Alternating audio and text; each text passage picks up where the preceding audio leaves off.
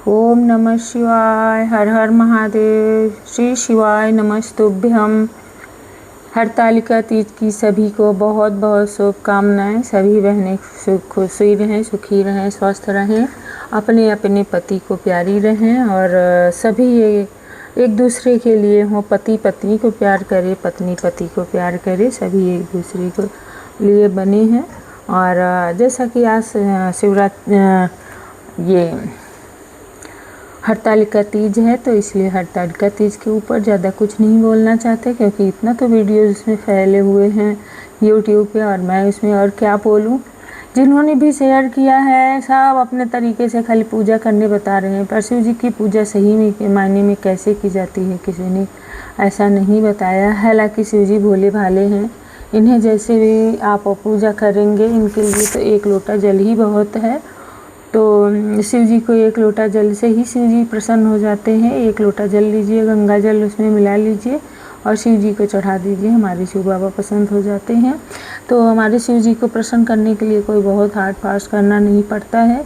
तो जैसा कि आज हरतालिका तीज है, तो हरतालिका तीज के दिन त्रिकाल पूजा होती है। मेरे से कई लोग पूछ रहे थे कि शिव जी की पूजा कैसे करनी चाहिए या फिर किस बेला करनी चाहिए। तो उन्हीं के प्रश्न को हम लेते हुए इस बात पर आए हुए हैं कि शिव जी की पूजा कैसे करनी चाहिए। तो त्रिकाल पूजा, ऐसे तो शिव जी की त्रिकाल पूजा करें तो सबसे बढ़िया है। पहली 3 होरा होती है। पहली होरा होती है सुबह का, जो कि 6 बजे से लेके 9 बजे तक का होती है पहली होरा। दूसरी होरा हो गई आपकी दोपहर को 2:30 बजे से लेकर 3-4:30 बजे तक का। और फिर तीसरी होरा हो गई उधर 5 बजे 5:30 बजे से लेकर शाम की 7 बजे तक, क्या कहते हैं कि प्रदोष काल का। तो इस तरह से ऐसे तो शिव जी की निशा बेला की पूजा बहुत ही पसंद है। जैसे कि आप सभी जानते होंगे, शिवरात्रि के लोग रात भर जाग के पूजा करते हैं। शिव जी को जितनी रात को निशा बेला पूजा करेंगे उतना अच्छा है। शिव जी की तो 6 काल पूजा होती है, त्रिकाल संध्या होती है और फिर उधर त्रिकाल रात्रि होती है। तो इस तरह से शिव जी की 6 बेला पूजा होती है। 3 बेला कर ले उतने ही काफ़ी है, एक बार भी कर ले तो भी बहुत है। लेकिन सभी को बताने चाह रही हूँ कि जैसे आज शिव जी की पूजा करनी है, तो पहली होरा में आप दूध और जल से पूजा कर सकते हैं। कच्चा दूध ले लीजिए, जल ले लीजिए और इस तरह से शिव जी को जल चढ़ाइए। पहले गणेश जी पे चढ़ाइए, फिर पार्वती माता को, फिर नंदी, फिर हमारे बाबा भोलेनाथ को चढ़ाइए। इस तरह से इस त्रिकाल बेला की पूजा होती है।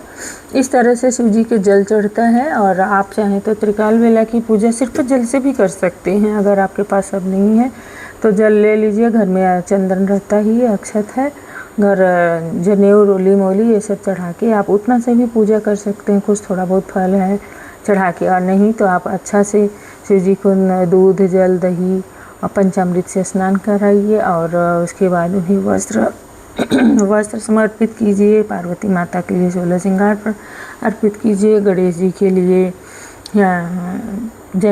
जनेऊ है, दुर्बा है। और शिव जी की पूजा का सबसे पहले तो यही है कि एक चौकी लीजिए, चौकी पर एक कलश रखिए, कलश के ऊपर एक नारियल रखिए, क्योंकि नारियल जो होता है पूर्णता का प्रतीक है। तो इसलिए अगर आप कोई भी पूजा में गलती हो रही है, सही हो रही, तो अगर आप नारियल एक रख लेते हैं तो आपको ऐसे भी पूर्णता हो जाती है। तो ये तो हो गई पूजा, जैसे साधारण पूजा आप हमेशा सब कोई कर रहे हैं, जानते ही हैं शिव जी की कैसे पूजा होती है।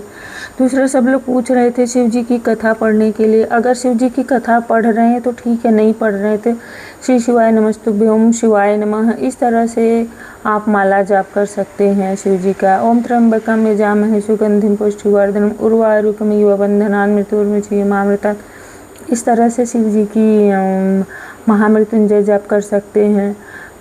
एक जगह शिव जी की पूजा कर लीजिए, वहाँ बैठ के एकदम शांत मन से, एकदम शांत मन कर लीजिए और एकदम आंखें बंद करके चुपचाप आप मौन होके शिव जी की ध्यान करिए, शिव जी का पूजा कीजिए। पूजा का मतलब प्रार्थना कीजिए। पूजा का मतलब लोग बोलते हैं पूजा करना, पूजा का मतलब ये नहीं है कि शिव जी को जल फूल दल दूध दही कंटिन्यू चढ़ाई ही जा रहे चढ़ाए।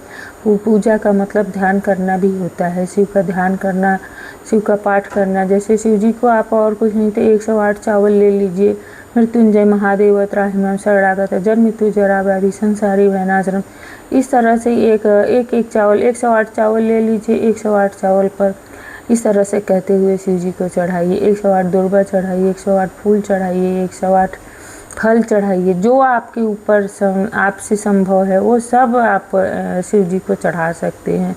शिव बाबा कुछ भी नहीं कहते हमें चढ़ाइए, उनको अपना मन दे दीजिए, वही शिव जी बहुत उसी से प्रसन्न हो जाए। शिव बाबा तो मौन को ज़्यादा महत्व देते हैं। जितना मौन, देखिए आप कहीं भी शिव जी को देखिए, कहीं बोलते हुए नज़र नहीं आएंगे, हर जगह ध्यान ही लगा रहे हैं शिव जी।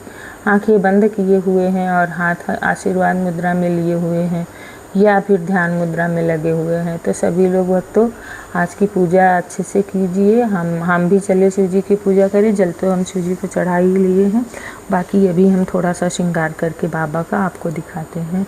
ओम नमः शिवाय। सभी बने रहिए चैनल पे, लाइक कर सब्सक्राइब करके रखिए। मेरा जो भी वीडियो होता है सभी कोशिश यही रहती है थोड़ा इन्फॉर्मेटिव रहे, सभी लोग को कुछ नई जानकारी मिले, क्योंकि हर जगह से कुछ सबको मिल ही रहा है, पर मेरे पास थोड़ा सा अच्छी जानकारी मिल जाए तो ये मेरा सौभाग्य होगा। और मेरे चैनल को सभी सब्सक्राइब करके रखिए। जो भी हम वीडियो डालते हैं, अगर आप शेयर करते हैं, कोई पूजा पाठ मेरा बताया हुआ कोई करता है, तो जो फल आपको पूजा करने से मिलेगा वही आपको शेयर करने से भी होगा। क्योंकि जब आप मेरा वीडियो किसी को देंगे, वो देख के और समझ के वही पूजा ढंग से करेगा तो उसे भी वही फल मिलेगा, उसका फल आपको भी मिलेगा। तो इसलिए शिव जी का ये जो वीडियोज़ है इसे भी आप हमारा जो भी रहा करे शेयर कर सकते हैं।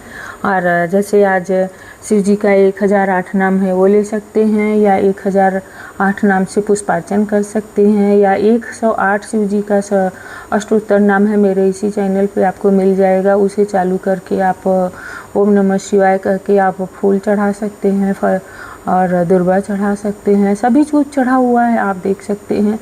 1008 नाम का पाठ कर सकते हैं, त्र्यंबकम जामहे का पाठ कर सकते हैं, रुद्री है, रुद्री पाठ का कर सकते हैं। और सबसे बड़ी बात, हम सभी को संस्कृत आना बहुत ज़रूरी है, क्योंकि हम लोग सब कुछ करते हैं संस्कृत ही नहीं पढ़ते हैं। सभी को संस्कृत आना बहुत ज़रूरी है। तो आप संस्कृत में रुद्री पाठ कीजिए। ज़्यादा नहीं कर सकते हैं तो पुरुष सूक्त जो है 2रा अध्याय वो, और 5वां अध्याय, 2 अध्याय आप ज़रूर कर लीजिए। और नहीं तो बहुत कुछ है, पुष्प दंत की जो है वो वाला पढ़ सकते हैं, शिव मानस पूजा कर सकते हैं। और वो जो पढ़ते हैं नमामि शमीशान वो वाला कर सकते हैं, शिव पंचाक्षरी कर सकते हैं। बहुत पाठ है वो सब कर सकते हैं। ज़रूरी नहीं है कि आप कथा ही पढ़ें, इन सब को भी पढ़ के आप शिव जी की अच्छी कृपा पा सकते हैं। बहुत अच्छा से शिव जी इस बात से प्रसन्न होते हैं जो इन सब कथा को पढ़ते हैं और सुनते हैं। तो रुकिए हम शिव जी की थोड़ी सी श्रृंगार करके और दिया और अगरबत्ती करके, अगरबत्ती नहीं जलाना है, हालांकि हम लोग जलाते आए हैं इसलिए मुंह में वही निकल जाता है। जैसे जैसे जान रहे हैं वैसे वैसे बदल रहे हैं, इसीलिए चाहते हैं आप लोग बदलिए। अगरबत्ती नहीं करना है, हम आपको वो भी दिखाएंगे आपको कौन सी बत्ती जलानी है और कौन सा धूप जलाना है। ठीक है, तो बने रहिए, अभी दिखाते हैं आपको। तो फ्रेंड्स देखिए, हम जैसा कि हम शिव बाबा को नहला के और इनको इस तरह से पोंछ के और इस तरह से रख लिए। बहुत लोग हैं कि शिव जी को दिन भर जल में ही रखते हैं, वो भी अच्छी बात नहीं है। एक जलधारी रखते हैं, उसके ऊपर एक लोटा रहता है, जल सब समय टपकते रहता है, वो भी अच्छी बात नहीं है। आप ही को कोई दिन भर पानी में डुबो के इस तरह रखे, कैसा लगेगा। ओम गंध द्वारा दुराधार से निपुष्टाम करी ईश्वरी सर्वताम हो वेश्रियम, इस तरह से कह के शिव जी को चंदन हम अर्पित करेंगे। चंदन लगा दिए, आप देख रहे हैं हम चंदन लगा दिए शिव जी को। और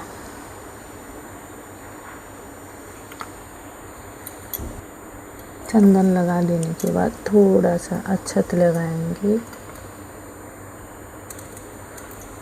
इस तरह से अक्षत लगा दिए।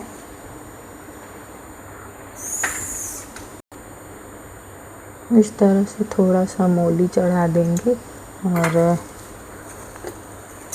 मोली हो गई शिव जी को।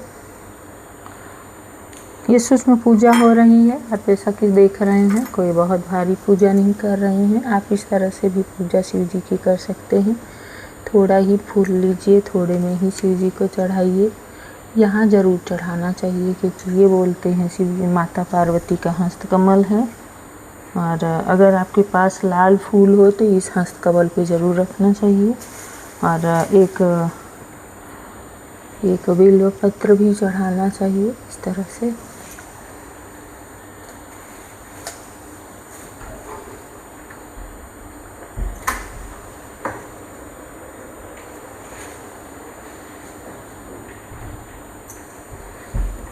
ये दुर्बा हुई,